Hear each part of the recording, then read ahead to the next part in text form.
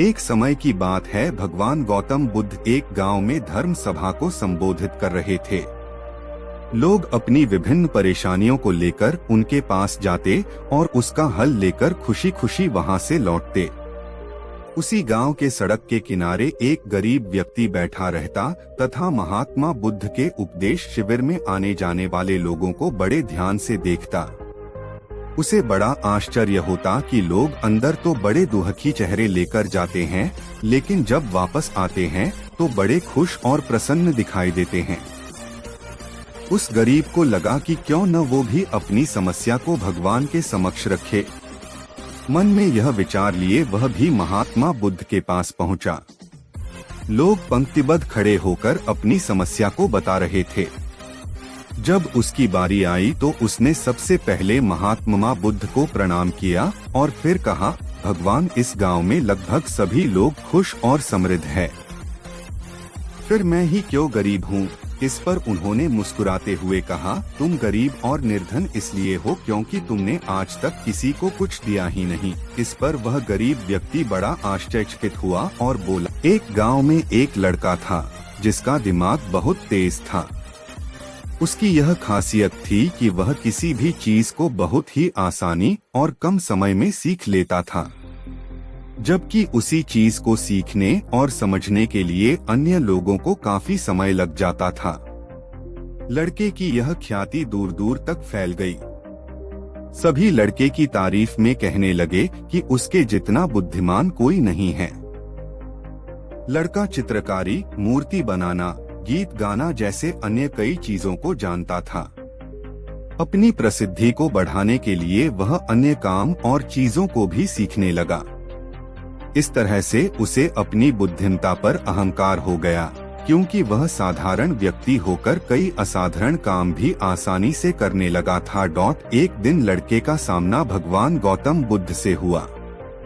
लड़के को खुद पर खूब अहंकार था और इस कारण उसे किसी से ईर्ष्या नहीं होती थी, क्योंकि वह खुद को ही श्रेष्ठ समझता था। लेकिन पहली बार उसे गौतम बुद्ध को देख ईर्ष्या हुई और वह अपनी तुलना बुद्ध के साथ करने लगता है। वह देखता है कि बुद्ध के पास भिक्षा मांगने के लिए एक कटोरा है और उसके पास अपार धन। बुद्ध ने साधारण वस्त्र धारण किए थे और उसके वस्त्र कीमती थे। बुद्ध नंगे पैर थे और वह नंगे पांव जमीन पर पैर भी नहीं रखता था। इस तरह से लड़का एक नहीं बल्कि कई चीजों से गौतम बुद्ध के साथ अपनी तुलना करने लगा।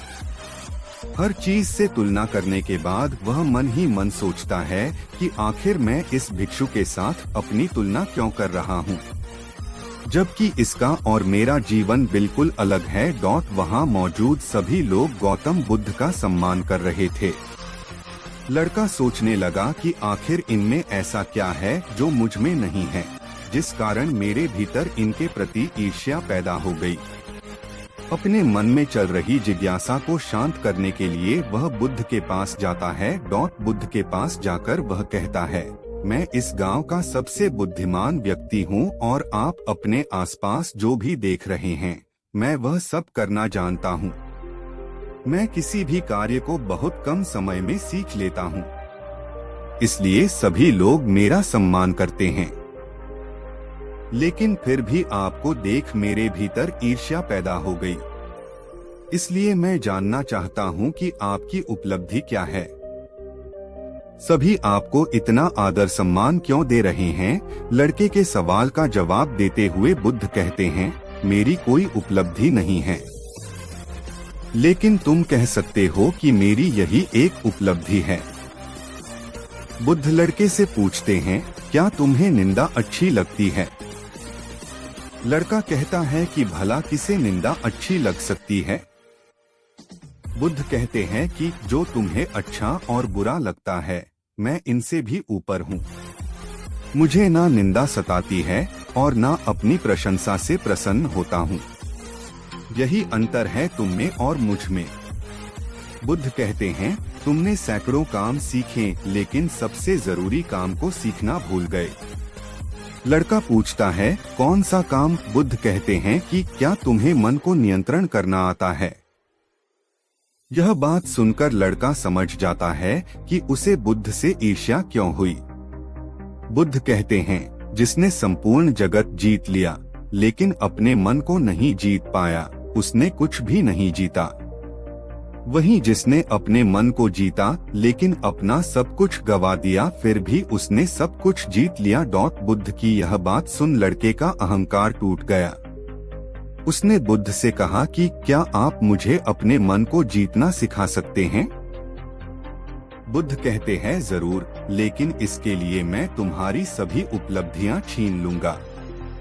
लड़का कहता है, मैं तैयार हूँ।